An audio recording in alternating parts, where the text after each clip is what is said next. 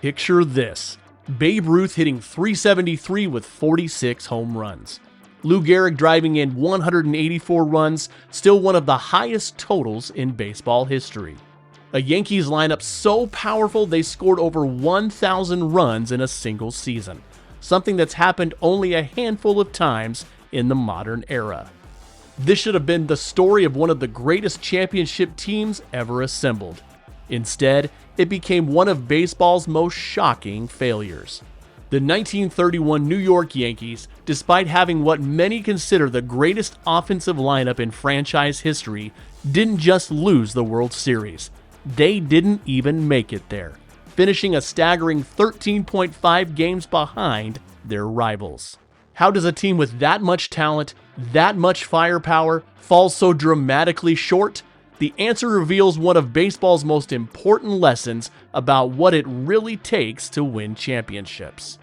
The 1931 season was supposed to be the Yankees' coronation. Coming off back-to-back pennants in 1928 and 1929, they had assembled what looked like an unstoppable offensive machine. This wasn't just any Yankees team. This was a collection of future Hall of Famers in their absolute prime. But to understand how spectacular this failure was, you need to understand just how dominant this lineup should have been. We're talking about a team that featured not one, not two, but multiple players having career years simultaneously. The kind of offensive explosion that modern analytics would predict should lead to 100+ wins and a comfortable division title. Instead, they finished 94-59. A good record that felt like a complete disaster given the talent on the roster.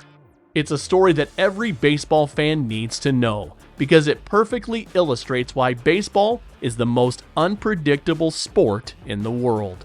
Today we're going to break down exactly what went wrong with this legendary lineup, examine the individual performances that should have led to greatness, and uncover the fatal flaws that cost the Yankees a championship.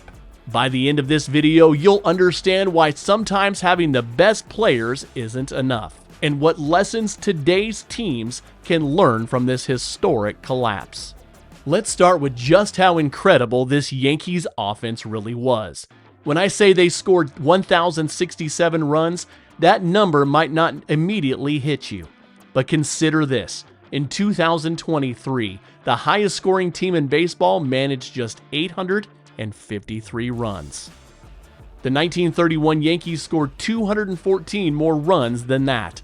They were averaging nearly 7 runs per game in an era when offense was already declining from the peak of the 1920s. At the heart of this offensive juggernaut was the greatest 1-2 punch in baseball history: Babe Ruth and Lou Gehrig. Ruth, at age 36, was supposedly past his prime. Instead, he hit .373 with 46 home runs and 163 RBIs. Those aren't just good numbers, they're spectacular numbers that would lead the league in most seasons. Ruth wasn't even the best hitter on his own team.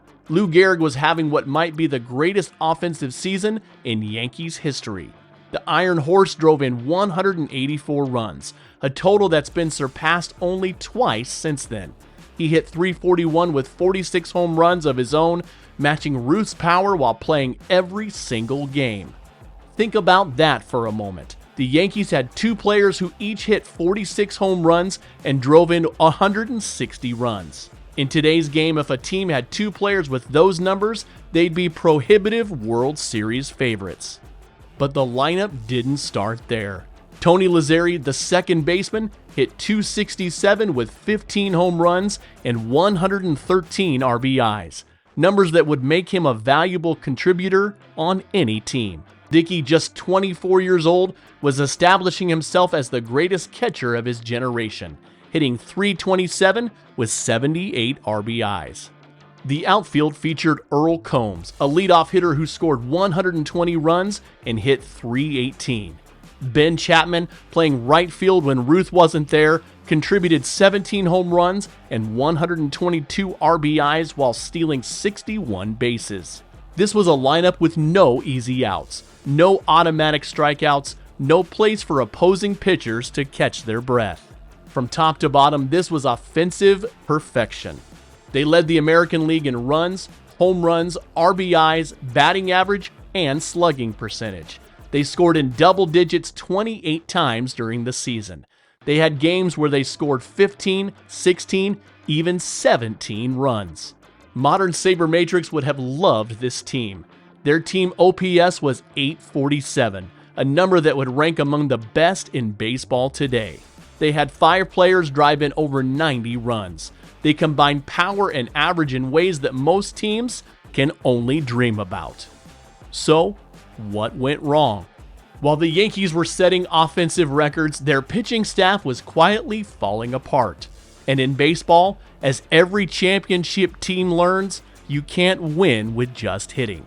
The Yankees team ERA in 1931 was 4.88, nearly a full run higher than the league average. To put that in perspective, that's like having a modern team with a 5.50 ERA trying to compete for a championship. It simply doesn't work, no matter how many runs you score. The ace of the staff was supposed to be Red Ruffing, who would later become a Hall of Famer. But in 1931, Ruffing was still developing, posting a 16-14 record with a 4.26 ERA. Those aren't terrible numbers, but they're not ace numbers for a championship contender. The real problem was depth. After Ruffing, the Yankees had lefty Gomez, who was talented but inconsistent, going 21-9 but with an ERA over 4.00. The rest of the rotation was a collection of aging veterans and unproven youngsters who simply couldn't get the job done. But the most glaring weakness was the bullpen. In 1931, relief pitching was still a relatively new concept, but the best teams were starting to understand its importance. The Yankees didn't. They had no reliable closer, no shutdown reliever to protect leads in crucial games. This created a vicious cycle. The offense would build big leads, but the pitching would give them back. Games that should have been comfortable victories turned into nail-biters. The psychological pressure on the hitters increased as they realized they needed to score 8 or 9 runs just to feel safe. Consider this: the Yankees scored 1,067 runs but allowed 898. That's a run differential of 169, and it should have been enough for 100 wins. Instead, they won 94 games because they couldn't hold leads and couldn't win the close games that separated good teams from the great ones. The Philadelphia Athletics, meanwhile, had figured out the formula. They scored 100 fewer runs than the Yankees, but allowed 200 fewer runs. Their pitching staff, led by lefty Grove having one of the greatest seasons in baseball history, was simply superior in every way. Grove went 31-4 with a 2.06 ERA, numbers that seem almost fictional today. He was everything the Yankees pitching staff wasn't: dominant, consistent, and clutch. When the Athletics needed a big game, Grove delivered. When the Yankees needed their pitchers to step up, they usually didn't. To truly understand the Yankees' failure, you had to understand just how good the Philadelphia Athletics were during this period. This wasn't a case of the Yankees choking, they ran into a buzzsaw. The Athletics were in the middle of one of the most underrated dynasties in baseball history. From 1929 to 1931, they won 3 straight American League pennants and 2 World Series titles. They were managed by Connie Mack, one of the greatest strategic minds in baseball history, and they had just built their team the right way, with a perfect balance of offense, pitching, and defense. Their lineup was anchored by Jimmy Fox, who was having his own monster season. Fox hit .291 with 30 home runs and 120 RBIs, numbers that would be impressive in any era, but looked almost modest compared to what Ruth and Gehrig were doing. But Fox was just one piece of a well-constructed puzzle. Al Simmons hit .390 with 22 home runs and 128 RBIs. Mickey Cochran, their catcher, hit .349 and provided leadership behind the plate. The Athletics had offense, but they also had something the Yankees lacked: balance. More importantly, they had lefty Grove. Grove's 1931 season was one of the greatest pitching performances in baseball history. His 31 wins led the league by a massive margin. The second highest win total was 22. His 2.06 ERA was nearly 2 runs better than the league average. He struck out 175 batters in an era when strikeouts were much less common. But Grove wasn't just putting up great numbers. He was dominating in the biggest moments. In head-to-head matchups against the Yankees, Grove was nearly unbeatable. He understood that beating the Yankees meant shutting down Ruth and Gehrig, and he had the stuff to do it. The Athletics also had something the Yankees lacked: depth. Their rotation featured Grove, George Earnshaw, and Rube Wahlberg, 3 pitchers who could match up with anyone. Their bullpen, while not deep by modern standards, was reliable in crucial situations. Defensively, the Athletics were superior as well. They made fewer errors, turned more double plays, and had better positioning. These might seem like small advantages, but over the course of 154 games, they added up to the difference between first and second place. The Athletics finished 107-45, 13.5 games ahead of the Yankees. That wasn't a fluke or a close race that could have gone either way. It was a statement of superiority. The 1931 Yankees perfectly illustrate one of baseball's most important lessons. Individual brilliance doesn't automatically translate to team success. This team had multiple Hall of Fame players having career years, but they couldn't overcome their fundamental flaws. Ruth's .373 batting average was the second highest of his career. His 46 home runs tied him with Gehrig for the team lead. His 163 RBIs would have led most teams. In any other season, Ruth's performance would have been the story of the year. Gehrig's 184 RBIs remain one of the highest totals in baseball history. Only Hack Wilson's 191 RBIs in 1930 and Gehrig's own 185 in 1931 have surpassed it since. Gehrig was playing at a level that few players in history have ever reached. But baseball isn't an individual sport. It's a team game where every position matters, where pitching is just as important as hitting, where chemistry and balance often trump raw talent. The Yankees learned this lesson the hard way. They had assembled a collection of superstars, but they hadn't built a complete team. They were like a modern NBA team that signs 3 max contract players, but can't afford a decent bench. Impressive on paper, disappointing in reality. This phenomenon isn't unique to the 1931 Yankees. Throughout baseball history, we've seen talented teams fail to live up to expectations because they lacked balance. The 2001 Seattle Mariners won 116 games but couldn't win a World Series. The 1990s Atlanta Braves won 14 straight division titles but only one championship. The difference between good teams and great teams often comes down to the players you don't notice, the middle relievers who hold leads, the utility players who come through in clutch situations, the defensive specialists who prevent runs. The 1931 Yankees had superstars, but they didn't have enough role players. They had offense, but they didn't have pitching. They had individual excellence, but they didn't have team chemistry. Modern analytics have confirmed what many old-time baseball men always knew. Balance beats talent more often than talent beats balance. The Yankees had learned this lesson in their championship years of the 1920s when they combined great hitting with solid pitching and defense. Somehow, they forgot it in 1931.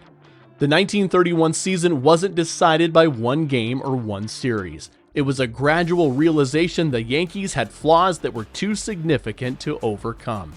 But there were several moments that perfectly captured why this team fell short. In late July, the Yankees traveled to Philadelphia for a crucial 4-game series. They were still within striking distance of first place, and this series represented their best chance to make a statement. Instead, they were dominated by Athletics pitching, managing just 12 runs in 4 games while giving up 28. Lefty Grove pitched a complete game shutout in the series opener, holding Ruth and Gehrig to a combined 1 for 8. It was a masterclass in how to pitch to great hitters, change speeds, hit spots, and never give them anything good to hit with runners in scoring position. The Yankees pitching, meanwhile, couldn't hold leads. They took early advantage in 3 of the 4 games, only to watch their relievers give them back. It was a microcosm of their entire season. Great offense undermined by poor pitching. Another defining moment came in September when the Yankees were mathematically eliminated from the pennant race. They were playing the Washington Senators, a mediocre team they should have dominated. Instead, they lost 7-6 in extra innings, with their bullpen once again falling in a crucial situation. Ruth hit 2 home runs in that game. Gehrig drove in 3 runs. The offense did everything it was supposed to do. But it wasn't enough, because the pitching couldn't hold a lead against a team that wouldn't even finish at 500.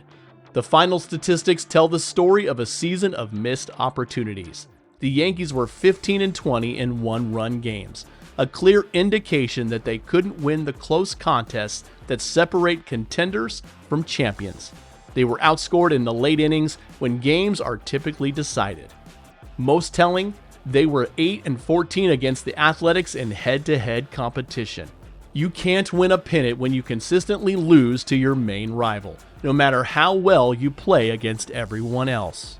The 1931 New York Yankees remain one of baseball's greatest what-if stories. What if they had developed better pitching? What if they found a reliable closer? What if they had built a more balanced roster instead of focusing solely on offensive firepower? The answer to those questions might have changed baseball history. Instead of being remembered as a cautionary tale, the 1931 Yankees could have been remembered as one of the greatest teams ever assembled. But that's not how baseball works. The game has a way of humbling even the most talented teams, of proving that there are no guarantees in sports. The 1931 Yankees learned that lesson in the most painful way possible, by watching a superior team claim the championship they thought was rightfully theirs. The legacy of this team extends far beyond one disappointing season. It establishes principles that successful organizations still follow today. Balance beats talent, pitching wins championships, and individual statistics don't guarantee team success. Modern Yankees teams have learned from this lesson. The championship teams of the late 1990s combined great hitting with excellent pitching and defense. They understood that winning requires more than just accumulating talent. It requires building a complete team. For baseball fans, the 1931 Yankees serve as a reminder of why we love this game. In baseball, anything can happen. The best team on paper doesn't always win. Individual brilliance doesn't guarantee success. And sometimes, the most memorable seasons are the ones that don't end the way they're supposed to.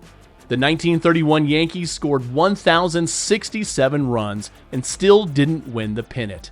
It's a statistic that seems impossible, a reminder that baseball is beautifully, frustratingly unpredictable. And that's exactly why we can't stop watching. The 1931 Yankees proved that even legendary lineups can fall short without the right supporting cast. But speaking of legendary players who knew how to win, you need to hear about Stan Musial, a player who combined individual excellence with team success like few others in baseball history. Click here to discover how Stan the Man became the perfect gentleman slugger who never let his team down.